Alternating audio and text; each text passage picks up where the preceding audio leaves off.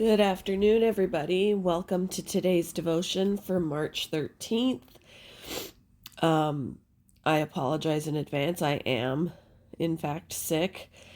In fact, I tested positive for COVID yesterday. So I'm miserable, but I wanted to get this devotion in. So, March 13th, running for what matters. And the Bible reading is from Hebrews chapter 11, verses 39 to chapter 12, verse 3. These were all commended for their faith, yet none of them received what had been promised, since God had planned something better for us, so that only together with us would they be made perfect.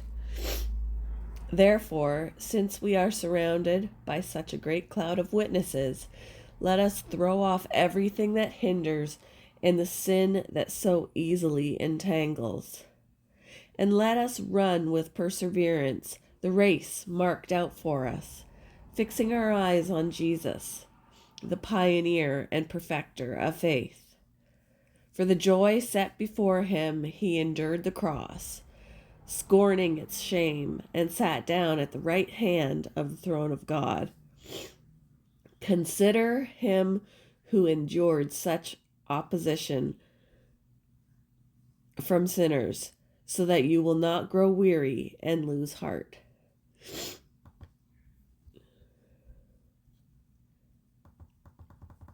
It was impossible not to tear up at my friend Ira's status update, posted in 2022, only days after she'd left her home in Kyiv, the besieged capital of Ukraine.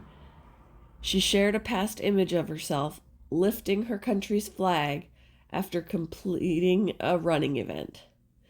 She wrote, "We are all running to the best of our abilities a marathon called life.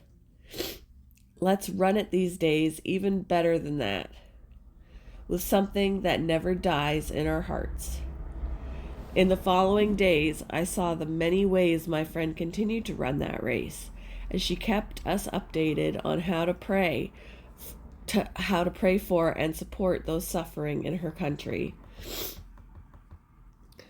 Ira's words brought new depth to the call in Hebrews 12 for believers to run with perseverance.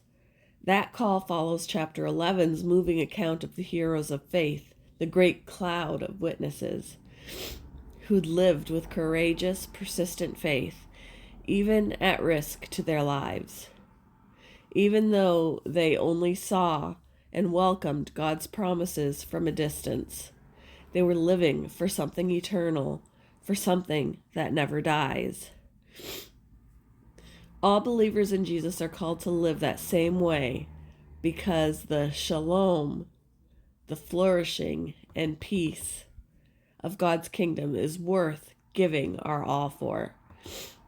Christ's example and power is what sustains us.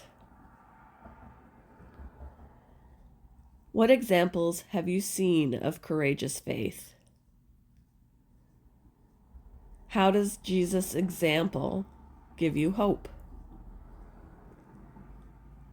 Thank you for joining me for today's devotion, and I hope you all have a wonderful day.